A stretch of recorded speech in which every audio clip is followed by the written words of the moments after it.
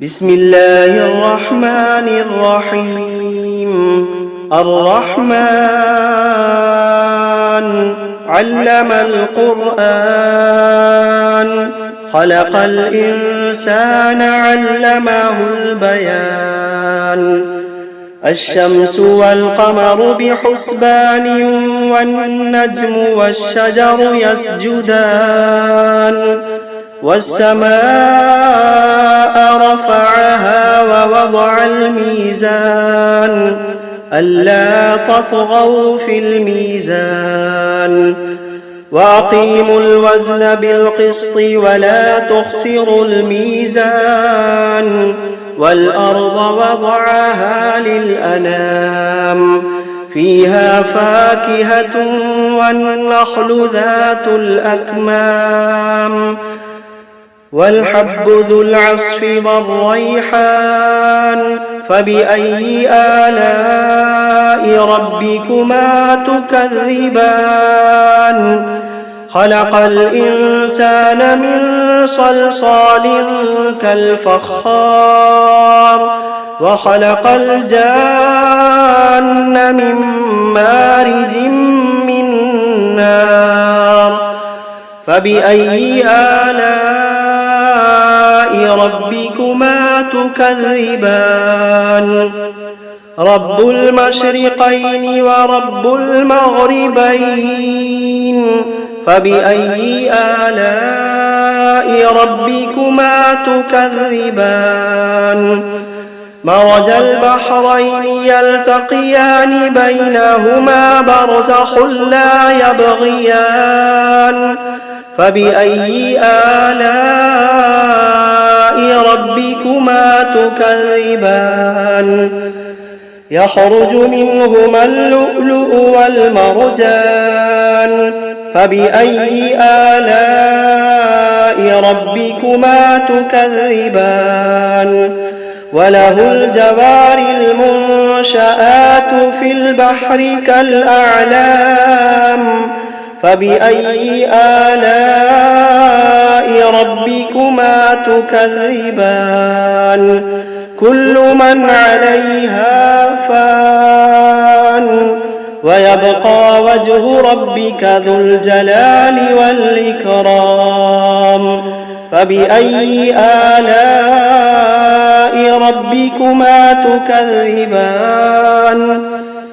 يسأله من في السماوات والأرض كل يوم هو في شأن.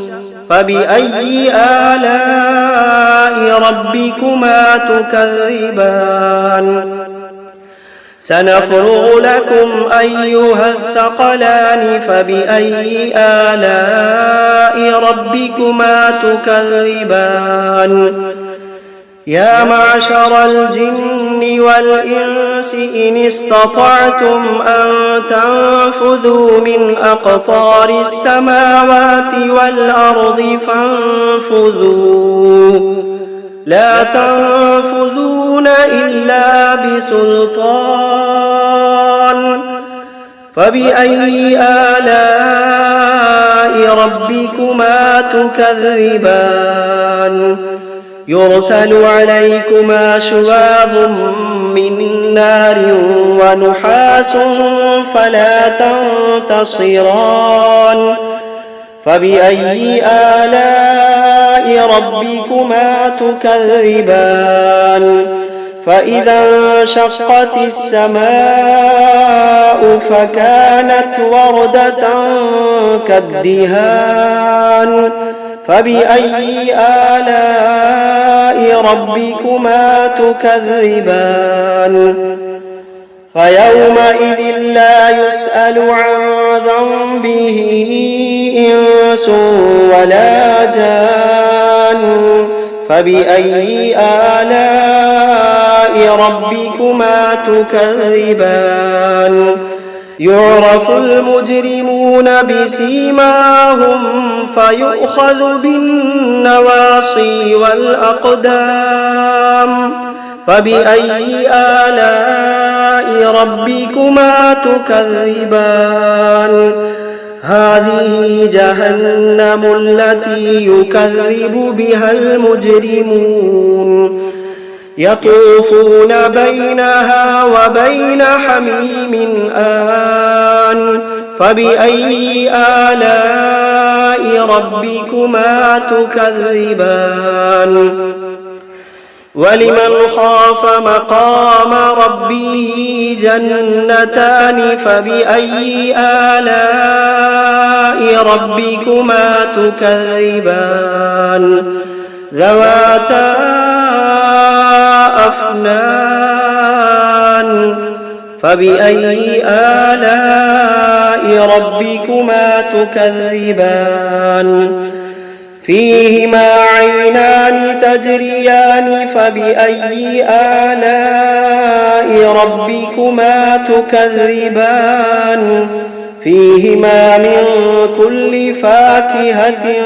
زوجان فبأي آلاء ربكما تكذبان متكئين على فرش بطائنها من استبرق وجنى الجنتين دان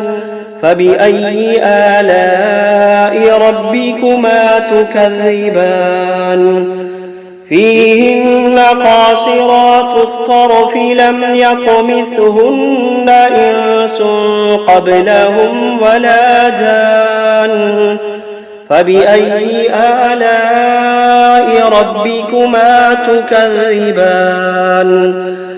كأنهن الياقوت والمرجان فبأي آلاء ربكما تكذبان هل جزاء الإحسان إلا الإحسان فبأي آلاء ربكما تكذبان ومن دونهما جنتان فبأي آلاء ربكما تكذبان مدهامتان فبأي آلاء ربكما تكذبان فيهما عينان نضاختان فبأي آلاء ربكما تكذبان فيهما فاكهة ونخل ورمان فبأي آلاء ربكما تكذبان فيهن خيرات حسان فبأي آلاء ربكما تكذبان حور مقصورات في الخيام فبأي آلاء ربكما تكذبان لم يطمثهن إنس قبلهم ولا جان فبأي آلاء ربكما تكذبان متكئين على رفرف خضر وعبقري حسان فبأي آلاء ربكما تكذبان تبارك اسم ربك ذي الجلال والإكرام بسم الله الرحمن الرحيم تبارك الذي بيده الملك وهو على كل شيء قدير الذي خلق الموت والحياة ليبلوكم أيكم أحسن عملا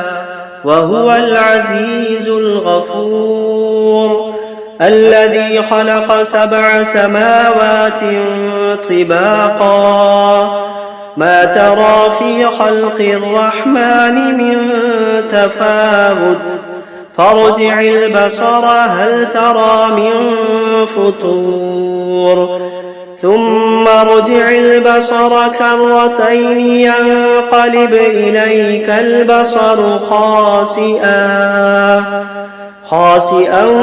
وهو حسير ولقد زينا السماء الدنيا بمصابيح وجعلناها رجوما للشياطين وأعتدنا لهم عذاب السعير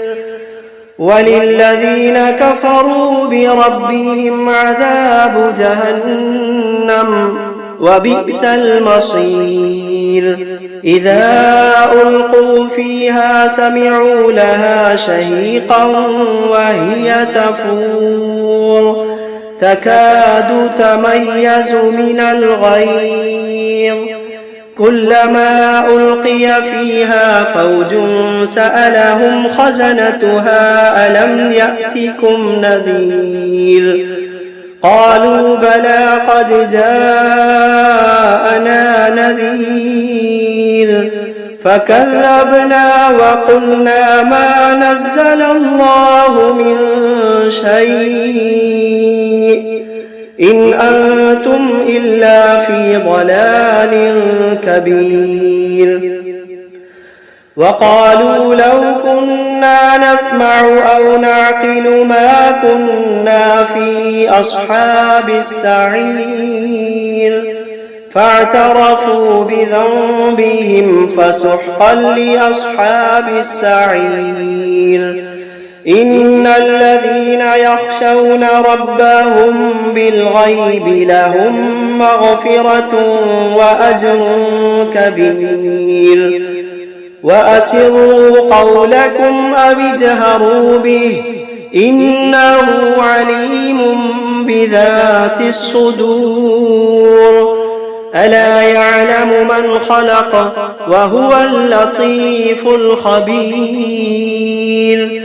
ألا يعلم من خلق وهو اللطيف الخبير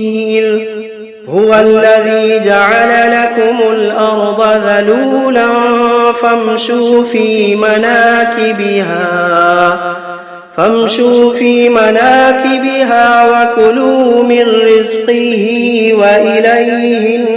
النشور أأمنتم من في السماء أن يخسف بكم الأرض فإذا هي تمور أم أمنتم من في السماء أن يرسل عليكم حاصبا فستعلمون كيف نذير ولقد كذب الذين من قبلهم فكيف كان نكير أولم يروا إلى الطير فوقهم صافات ويقبضن ما يمسكوهن إلا الرحمن إنه بكل شيء بصير أمن هذا الذي هو جند لكم ينصركم من دون الرحمن إن الكافرون إلا في غرور أمن هذا الذي يرزقكم إن أمسك رزقه بل لجوا في عتب ونفور أفمن يمشي مكبا على وجهه أهدى أمن يمشي سويا على صراط مستقيم قل هو الذي أنشأكم وجعل لكم السمع والأبصار والأفئدة قليلا ما تشكرون قل هو الذي ذرأكم في الأرض وإليه تحشرون ويقولون متى هذا الوعد إن كنتم صادقين قل إنما العلم عند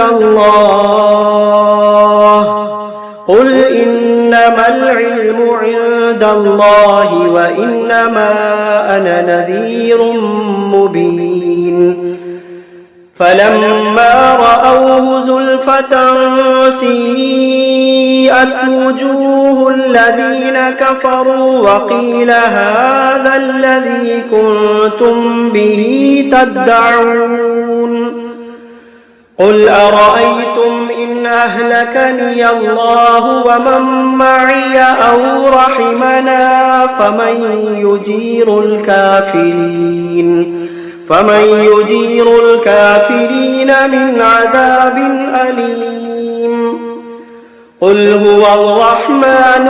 آمنا به وعليه توكلنا فستعلمون من هو في ضلال مبين قل أرأيتم إن أصبح ماؤكم غورا فمن يأتيكم بماء معين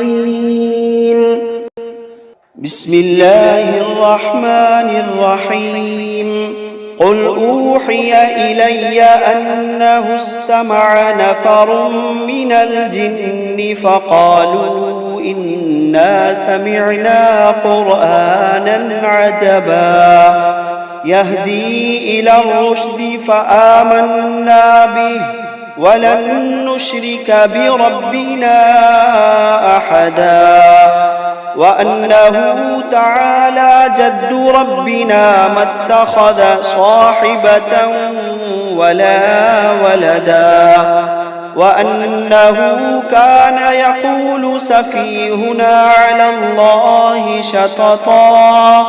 وأنا ظننا أن لن تقول الإنس والجن على الله كذبا وأنه كان رجال من الإنس يعوذون برجال من الجن فزادوهم رهقا وأنهم ظنوا كما ظننتم أن لن يبعث الله أحدا وأنا لمسنا السماء فوجدناها ملئت حرسا شديدا وشهبا وأنا كنا نقعد منها مقاعد للسمع فمن يستمع الآن يجد له شهابا رصدا وأنا لا ندري أشر أريد بمن في الأرض أم أراد بهم ربهم رشدا وأنا منا الصالحون ومنا دون ذلك كنا طرائق قددا وأنا ظننا أن لن نعجز الله في الأرض ولن نعجزه هربا وأنا لما سمعنا الهدى آمنا به فمن يؤمن بربه فلا يخاف بخسا ولا رهقا وأنا منا المسلمون ومنا القاسطون فمن أسلم فأولئك تحروا رشدا وأما القاسطون فكانوا لجهنم حطبا وأن لو استقاموا على الطريقة لأسقيناهم ماء غدقا لنفتنهم فيه ومن يعرض عن ذكر ربه يسلكه عذابا صعدا وأن المساجد لله فلا تدعوا مع الله أحدا وأنه لما قام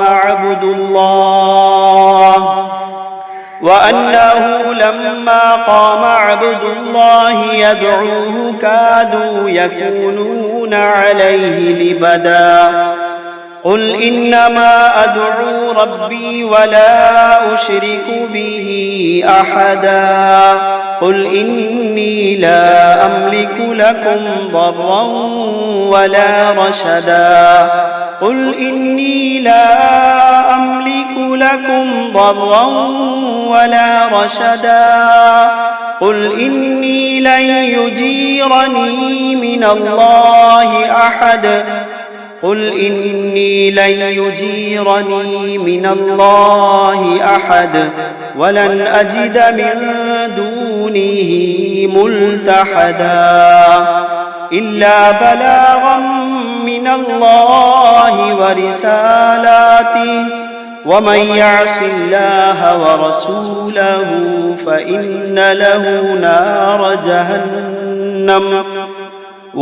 يعص الله ورسوله فإن له نار جهنم خالدين فيها أبدا حتى إذا رأوا ما يوعدون فسيعلمون من أضعف ناصرا وأقل عددا قل إن أدري أقريب ما توعدون أم يجعل له ربي أمدا عالم الغيب فلا يظهر على غيبه أحدا إلا من ارتضى من رسول فإنه يسلك من بين يديه ومن خلفه رصدا ليعلم أن قد أبلغوا رسالات ربهم وأحاط بما لديهم وأحصى كل شيء عددا.